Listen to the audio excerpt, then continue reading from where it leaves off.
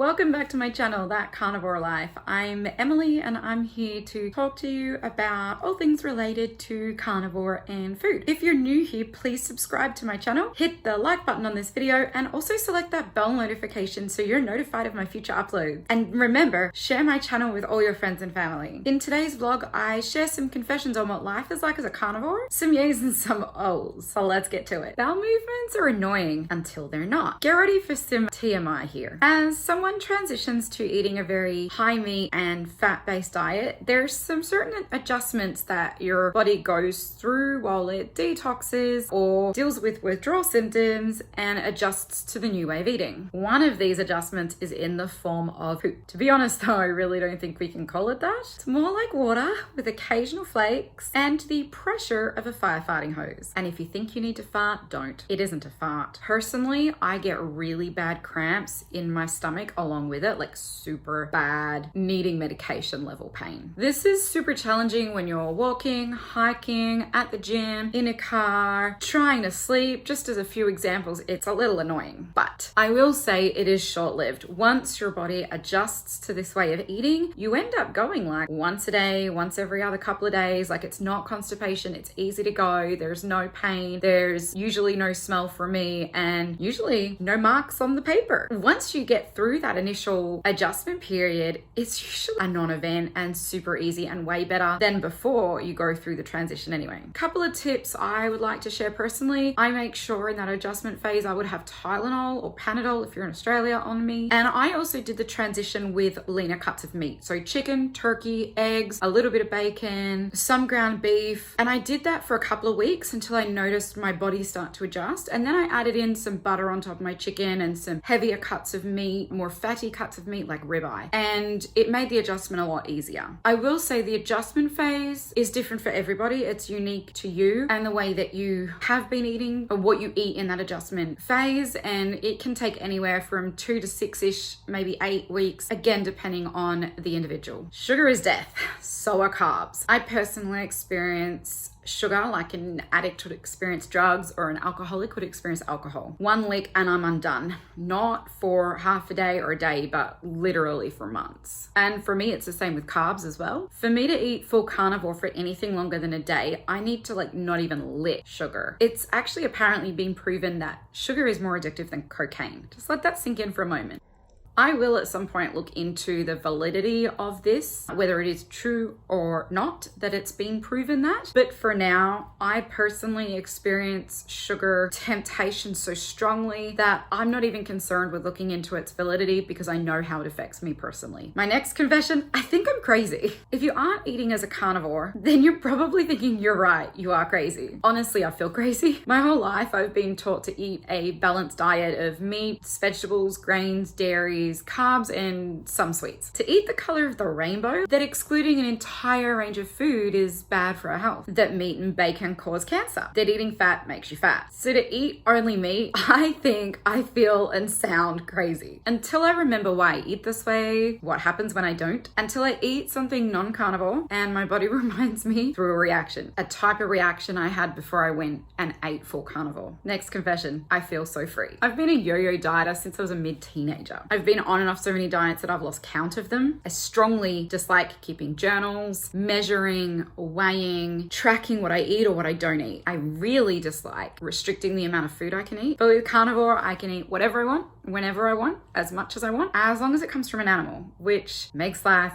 really easy. There is no weighing, there is no counting, there's no journaling. I cannot begin to express how freeing this has been to be able to go into a store, a restaurant, my refrigerator or freezer and go, I want steak. Oh, and I want a 30-pound steak, or I want a 5-pound steak, or I want steak with bacon and I want crispy chicken skin on the side. I cannot begin to tell you how freeing it is just to be able to get some food and eat as much of it as I want. It's also quick and easy to cook with, which adds a whole other lot of freedom. Instead of preparing like meat and 3 veg, you're literally just preparing meat. Instead of working out how long to cook this veggie for and that veggie for and make this sauce and have this rice or pasta or mashed potato on the side with your meat, it's literally just the meat. It's just so freeing. The next confession is the need for toothpicks. I've never had a need for toothpicks until I went carnivore. Like, seriously, never. I always managed to get by without them. Now though, I feel like I need them every day, and I never seem to have one of them on hand. It's really annoying. But as a side note, I no longer get residue on my teeth. My teeth feel really smooth and really clean all the time. Bacon is life, and so is butter. I love bacon, and I know many of you do as well. To have the freedom to eat as much bacon as I want whenever I want, in whatever format I want, has been really nice. Really nice. Bacon and eggs for breakfast, bacon wrapped chicken, filet mignon, bacon in a burger, bacon chips, like bacon. It's just so wonderful. And if you haven't had a steak, let alone chicken, with a slab of butter on top that you eat a little of with each mouthful, you are missing out. Like, it is the most divine thing to eat, honestly. And butter in scrambled eggs adds a ton of flavor. All right, the next confession. Some of you are probably, well, maybe your grandparents are gonna roll over in their graves with this one. I actually really love not eating fruits, vegetables, and grains. Like, really. After being diagnosed with irritable bowel syndrome, IBS is not a condition. It is a symptom of something else going on. I found that I couldn't tolerate a range of foods with an acronym known as FODMAPs. And I was also diagnosed with Crohn's disease. My interactions with plant-based foods became quite annoying. Some I can eat, some I cannot. Some of them that I can eat, I really love, like berries, and at times I miss these. To be honest, there's a lot of preparation when you add in fruits, vegetables, and grains, or rather extra preparation. They also at times expire rather quickly and you throw them out. I also have really expensive tastes when it comes to fruits and vegetables, so my fresh produce tends to cost quite a bit, which is a downside. It's also nice not having to worry about, am I going to get sick because I ate something I shouldn't have. With me, I know that I can just eat and I'm going to feel okay. I eat less. Well, sometimes I eat less. That's my next confession. It's very hard to overeat when you're eating meat. One moment you're devouring your meal, and the very next chew of a mouthful, you're like, oh, heck no, nope,